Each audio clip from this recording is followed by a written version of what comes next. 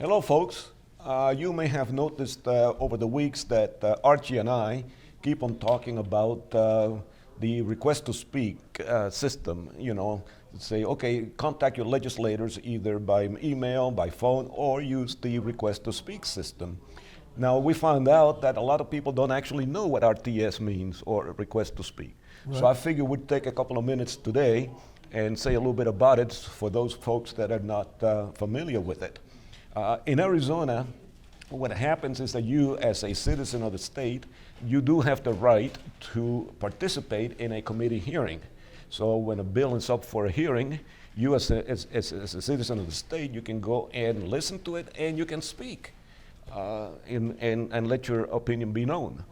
And that's fine, it's been going on for years. What happens though is that in the recent years, because of technology, instead of just having the opportunity to go and talk in person at the committee hearing, you can also provide your opinion from the convenience of your home. Right. And that way you don't have to go physically to the Capitol to render an opinion.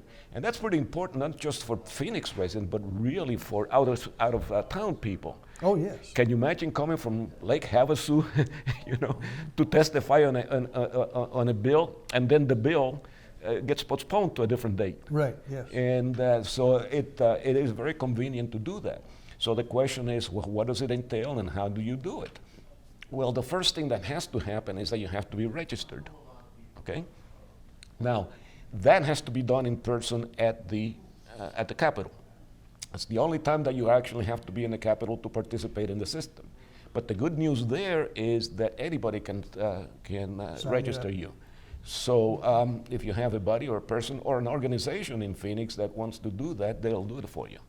So once you're registered, then it's really simple, because what you do is you go to the website for the Arizona legislature, and you'll see that there's a menu there, and it says request to speak. You go on to request to speak, and you follow the series of instructions that tell you how to do this.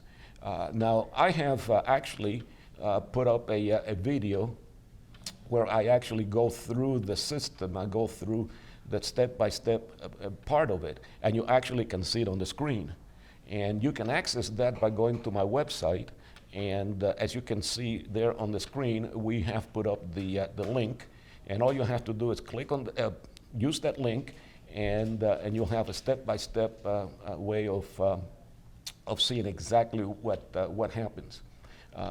But for now, I would mention this, that it's once you go to the request to speak page, you have three options. You have the option to say, yes, I like the bill. No, I don't like the bill. and actually, there's a third choice. It says neutral. And I guess that's for people who are middle of the road, people who cannot make up their minds. Right, yep.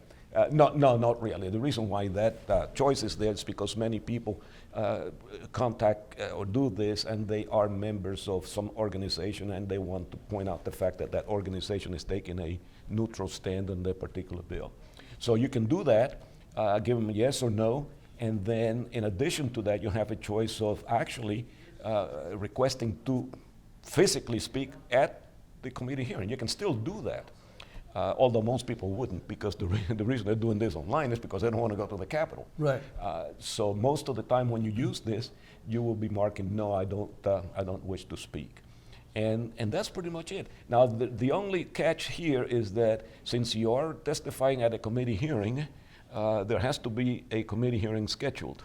If there's no committee hearing scheduled, then you cannot use the system. Now, there's other ways, and I explained that in my video. There's other ways in which you can make your opinion known, but not at the committee hearing, because there's no hearing for that particular bill. So I hope that between this and the video that you can watch, that you'll get a pretty good idea as to what to do and how to do it. And then, Archie, do you have anything else to add to that? Well, there's one thing that you did cover in the video that you haven't covered here, and that is that there is a provision for you to make a comment.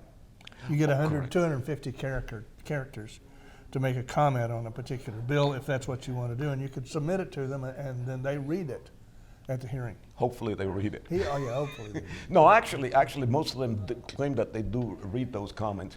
And another thing that I should also mention is that whenever you have these comments, they become part of the official record for that particular bill. So you got to be careful as to what you say, because that's going to be there forever and ever. When the anthropologists 20,000 years from now dig up our bones, they're going to say, "Ha! Jose was in favor of that bill. Jose was against that bill." Yep. They would know that. So have at it, folks, and hopefully you'll be a participant in this system.